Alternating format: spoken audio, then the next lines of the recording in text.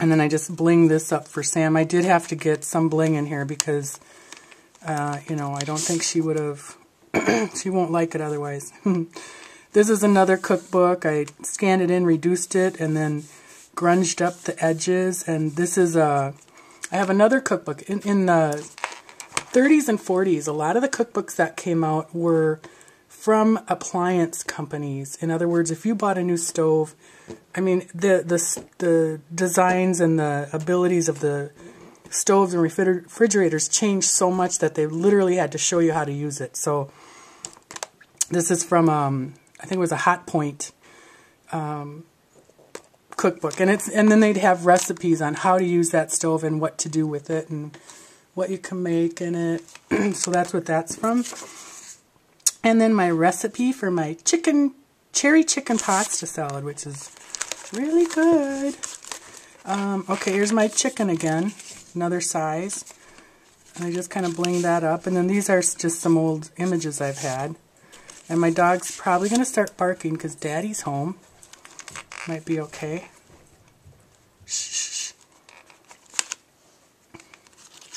Just checking to see. And then this is, a friend of mine gave me a makeup bag from Ann Tainter. And if you saw Yoli Bean's recent napkin cards, Ann Tainter is the same designer she used. And oddly enough, she and I both did the same thing without discussing. We both added little jewelry to our women. So I just used that through this, and she had made yet another wise shopping decision. The sayings they have with them are really fun. Here's another Sam colloquialism, ate up with it. And I just want to make sure I'm in camera. Sorry, my allergies and it's dry. Here's a Garrison Keillor, who is from Minnesota, of course. Sex is good, but not as good as sweet corn, or fresh sweet corn. And that, if you've ever listened to his Prairie Home Companion, he kind of gets us dead on, which is really almost sad to say, but that's who we are. Here's some, I found this in a Michael's bin, this really thick rickrack. It's kind of chenille, it's really cool. Here's a vintage library card with some, and I also included some blank recipe cards for her and a Tim Holtz flourish. I think this is the cherry smooch. I don't know if this is really great stuff. I really, really like it. And then just some Prima flowers and bling. Here's some more coupon. I have a bag full of coupons from the old days. I think this was like 7-cent coupon. So shows you how old it is. And then there's some Making Memories, I think. I'm not really good with brands. Hot Dish, that's a Minnesota thing.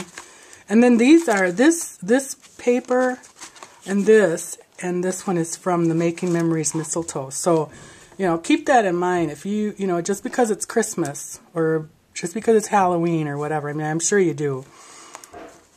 Here is a Sizzix apron, and it actually has a little oven mitt. It's cute. And then I just added some vintage tiny rickrack. And then this is an image from Collage Stuff. Lisa Bush has a lot of cool images too. And then I just stamped good because this is a Campbell's Soup ad that I had. Again, reduced it down. And here is another Sam, goat rope and corn hick.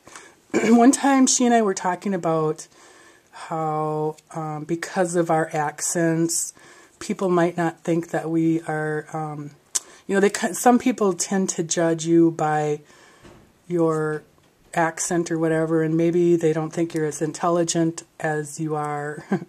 Anyways, we were talking about that, and she said, she said, oh yeah, everybody thinks we're a bunch of goat rope and corn hicks, and I think I did fall out of my chair that time because she just is so funny. I mean, if you've seen her videos, you know. I'm not telling you anything new. Okay, this is an image from Red Lead, and I found these pins. They're markers at Michael's, and it's for coloring photos. And quite honestly, I've used them, And I actually like Tim Holtz distress inks better if you're doing like actual coloring on actual photo paper, because they just work better. And I'll do a tutorial on that. Anyways, this is an image that it's just on copy paper. And then I just kind of colored her in, put some more vintage rickrack, and then made her a little hat to mimic the guy over here. And this is a pocket I made from my, copied it from my vintage library pocket. And what? Can you stop that? No. I went downtown to fix my chandelier. Alright, bye. Sorry about that. And then this is some German scrap from Gallo. Okay, if you heard that, that's the dog. And if you didn't hear it, fine. Okay, so this is a spoon from Dover.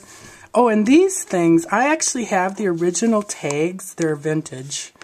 But what I did is I scanned both sizes. I just scanned them into my computer. Excuse me. And then I found a free font. I found a really cool typewriter font. And just typed, I scanned them in, and then in Photoshop, you can type text into your photos or whatever. And so that's what I did with these. And then I just printed them all out. And then these are, I can't remember. If anybody needs to know or wants to know, this is the cutest little set of stamps. And I got them on sale, $4.99 at Michael's. It might be Stampology. Did I get them there? Might not. Anyways. Oh, and if this cuts off, it's because I'm running too long. I'm talking too much. Anyways, this is really cool. They have this. They have a little file folder. They have a little tag. And they're just really whimsical. Really cute. I just love them. Okay. And then, I don't know whose ribbon this is because somebody gave it to me. And I love it. And then here is one of my chickens blown up with some Tim Holtz Flourish that I schmoozed with their silver, and then some Prima bling that I got at Scrap Diner. My antlers are from Collage Stuff. Am I in camera? Yeah. And then she's from Red Lead. Again, I colored in, added some rickrack, and that's one of Sam Sain's. Here's a Sizzix die that I have. And